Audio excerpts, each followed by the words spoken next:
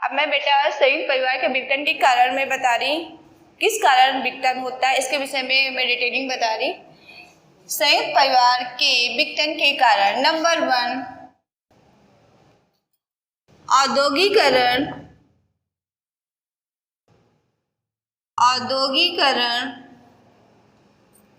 Okay बेटा, मैं संयुक्त परिवार के विघटन के कारण बता रही है। संबंधी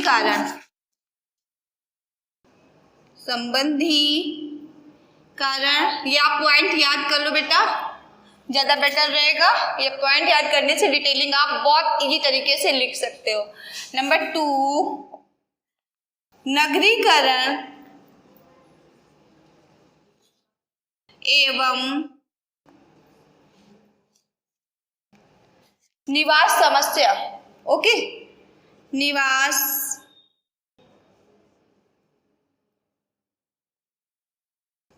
समस्या,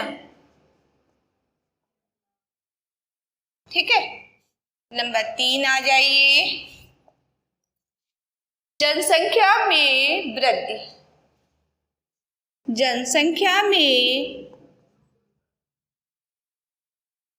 वृद्धि, नंबर 4 में आ जाइए आप,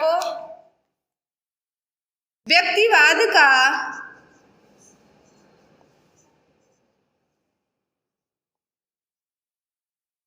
बेटे मैं विघटन के कारण बता रही हूँ, जो संयुक्त परिवार विघटन हो रहा है इसके मैं कारण डिटेलिंग बता रही, ठीक है। फिर मैं समझा देती, पहले डिटेलिंग बाद में समझाएंगे, पहले आप पॉइंट समझा रहे हैं, ओके। अतिरिक्त महत्व,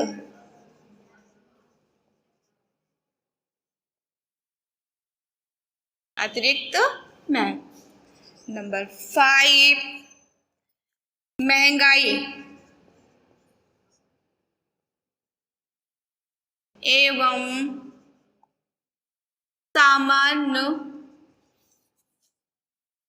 निर्धनता,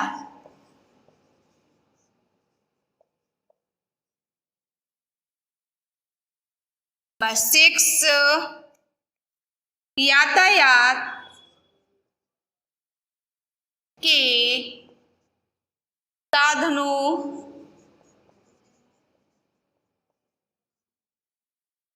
यातायात के साधनों का विकास,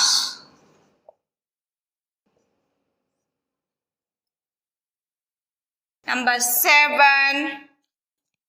संयुक्त परिवार में आपको पता ही होगा, एकाकी परिवार में कोई कलह नहीं होती कि पति पत्नी और उनके अवैध बच्चे रहते। संयुक्त परिवार में क्या होता है? पारिवारिक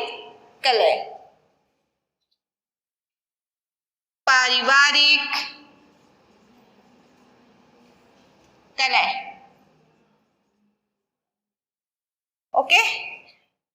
8 नंबर बेटा आपको समझ में आ रहा है? ओके ओके बेटा। अगला है जाति व्यवस्था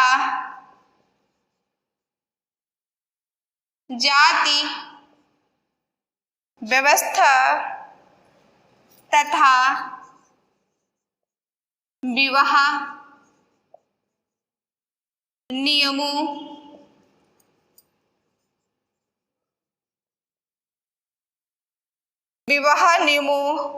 की शिथिलता,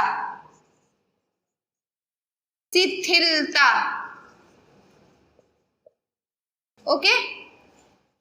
9 नंबर है नए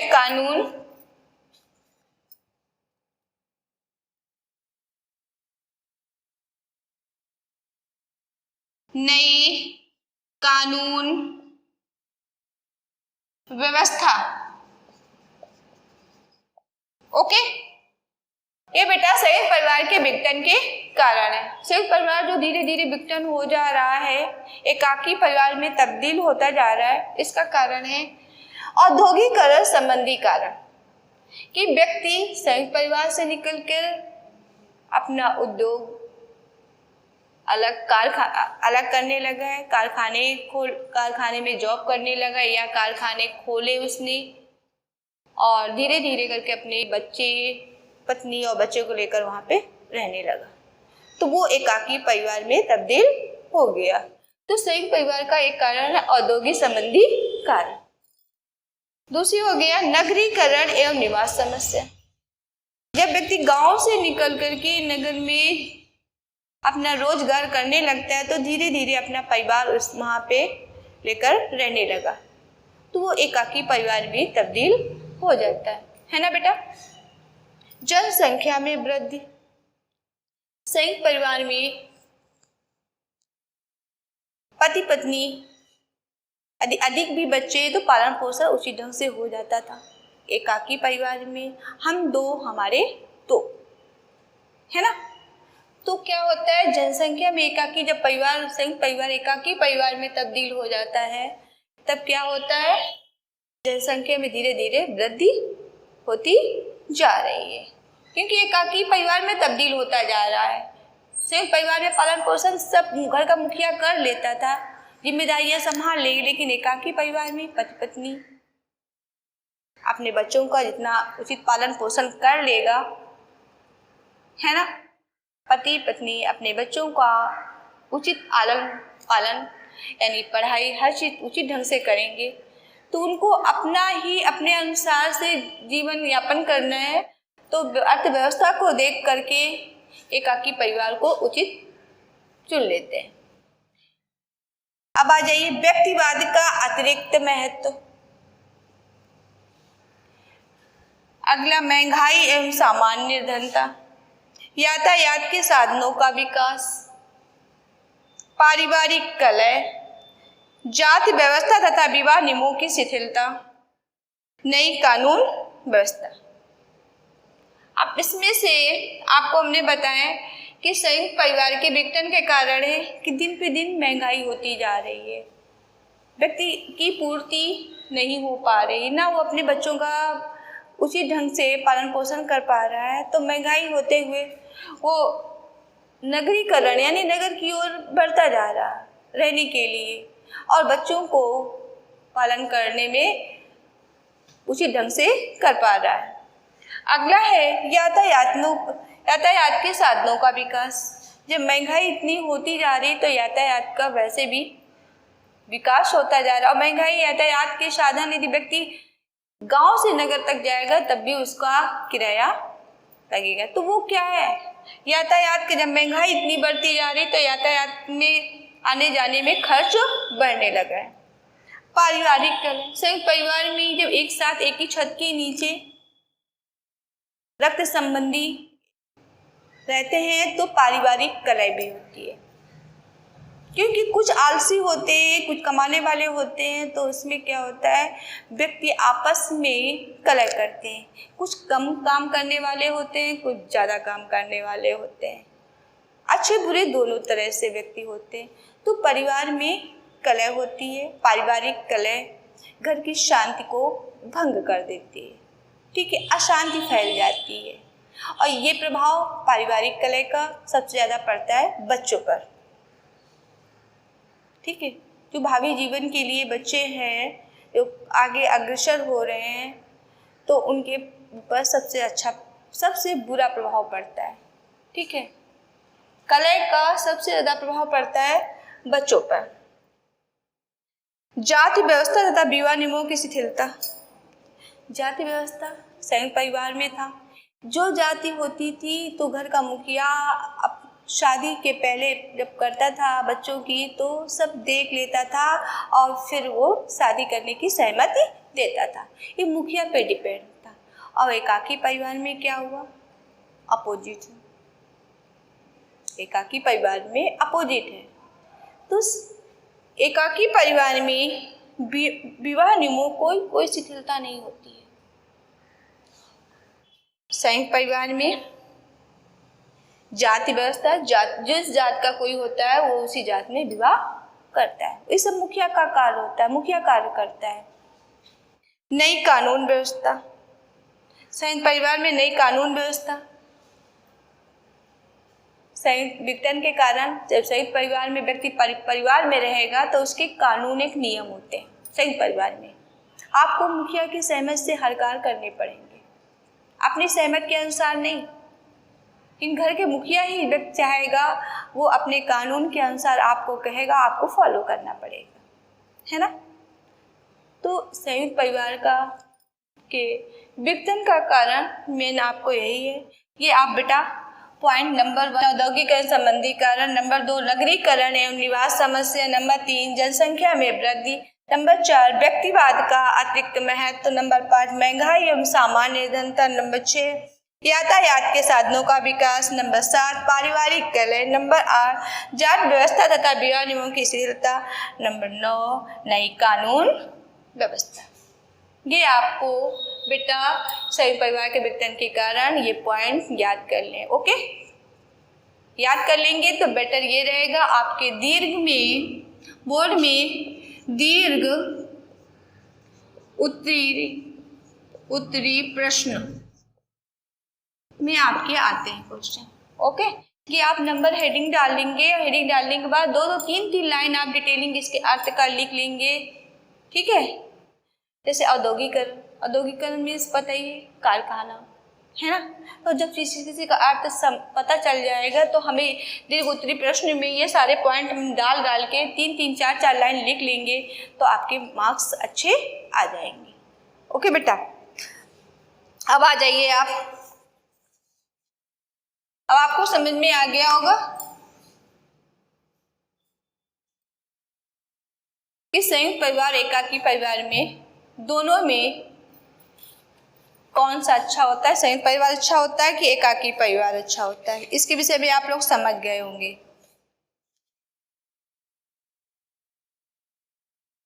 अब आ जाइए, मैंने पहले भी बता दिया था बेटा, संयुक्त परिवार की विशेषताएं। ओके, संयुक्त परिवार की विशेषताएं।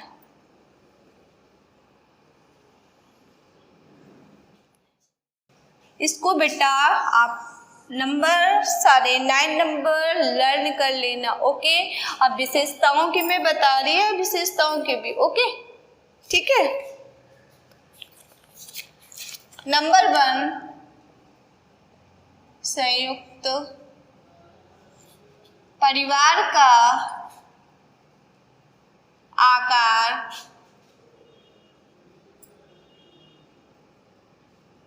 बड़ा होता है।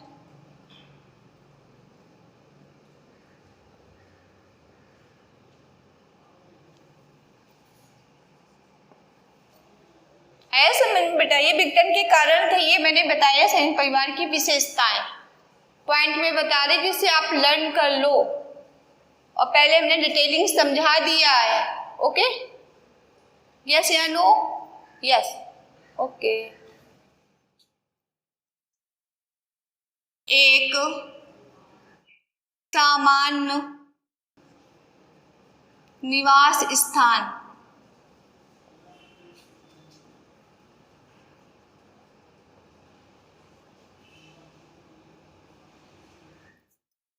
संयुक्त परिवार में क्या होता था, एक सामान्य निवास स्थान होता था, है ना। निवास स्थान में समझते हो, जो पीढ़ी दर पीढ़ी एक ही मकान में रहते हैं, धीरे धीरे समय के अनुसार थोड़ा सा बदलता जाता है, बनाते जाते हैं, लेकिन मकान तो निवास स्थान वही रहता है। पैतृक कृषि होती, खेती होती है, उसी में आपस में मिल करके खेती भी करते हैं, है ना। ये पैतृक होता है, पैतृक पीढ़ी दर पीढ़ी। नंबर 3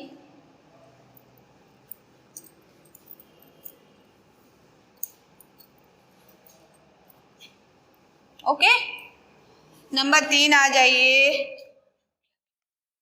संयुक्त परिवार में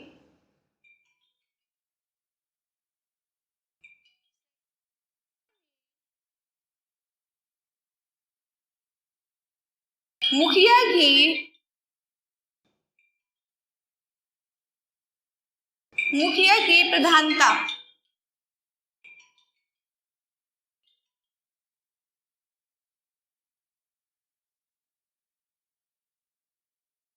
संयुक्त परिवार में मुखिया की प्रधानता होती है, क्योंकि इसका रीजन क्या रहता है, मैंने बताया भी संयुक्त परिवार में मुखिया ही कर्ता धर्ता रहता है। मुखिया ही संयुक्त परिवार की प्रधानता होती है।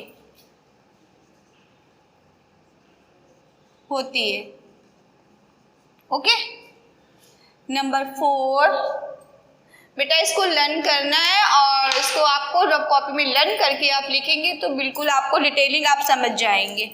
ठीक है,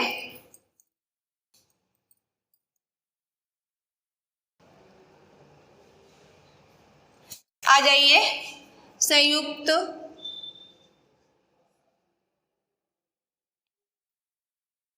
संयुक्त परिवार की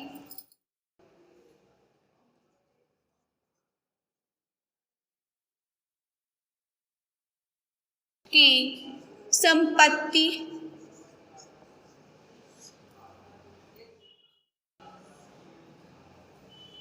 संयुक्त परिवार की संपत्ति सामान्य आय और व्यय, आय का आना, व्यय का जाना, जो पूंजी आती है, ओके, आय का आना पूंजी, मैं यहां लिख दे रही पूंजी, ओके, सामान्य आय व्यय। 6 नंबर आ जाइए। सामान्य पाकशाला,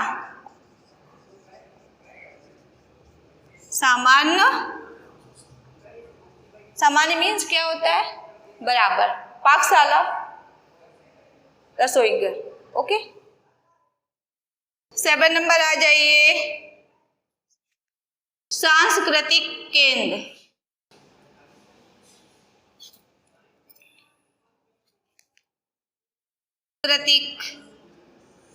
केंद्र, ओके, सांस्कृतिक केंद्र सदस्यों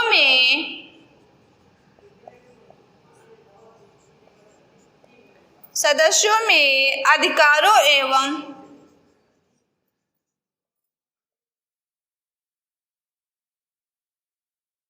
ओके बेटा, सदस्यों में अधिकारों एवं कर्तव्यों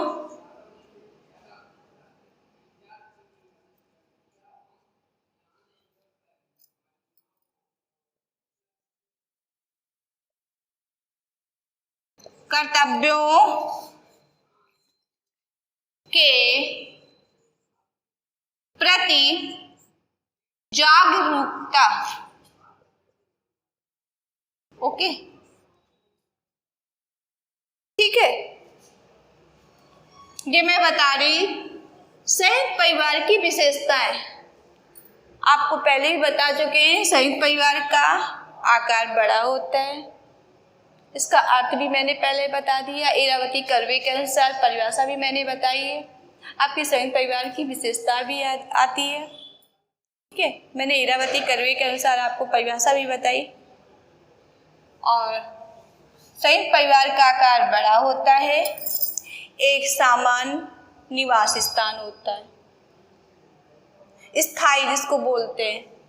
संयुक्त परिवार में मुखिया की प्रधानता होती है। संयुक्त परिवार की संपत्ति घर के प्रत्येक व्यक्ति को बराबर मिलती है। संयुक्त परिवार की जो पैतृक संपत्ति होती है, जितने भी पुत्र होते हैं सभी को बराबर मिलती है। सामान्य आय व्यय, आय जितनी आती है उतनी ही व्यय होती है, ये कार्य मुखिया ही करता है। सामान्य पाकशाला, एक साथ बैठ करके भोजन करना, भोजन बनाना, जब संयुक्त परिवार है तो एक साथ ही सब बैठ करके खाना बनाते भी हैं और खाते भी हैं और साथ में मिल करके भी रहते हैं। सांस्कृतिक केंद्र, मैंने आपको पहले भी बताया था, संयुक्त परिवार में सांस्कृतिक केंद्र के विषय में डिटेलिंग समझाया था। आपकी टिप्पणी भी आती है, मैं भी समझा रही। सांस्कृतिक केंद्र क्या होता है? संयुक्त परिवार में जब एक साथ बैठ जाते हैं, बैठ जाने के बाद जो चौपाल लगती है तो उसमें कुछ छोटे बच्चे, बड़े बच्चे, बुजुर्ग बच्चे हर तरह के होते हैं। छोटे छोटे बच्चे अपनी तोतली भाषा में बात करते हैं, है ना। बड़े जो दिन भर खेत से आते हैं और बच्चों की तोतली भाषा सुन करके उनकी सारी थकावट दूर हो जाती है। यही मनोरंजन के साधन है। जो बूढ़ बुजुर्ग होते हैं तो वो बच्चों को नई नई कहानियाँ सुनाते हैं। प्रेरणा स्रोत, संयुक्त परिवार में प्रेरणा स्रोत कौन होता है? मैं बता रही,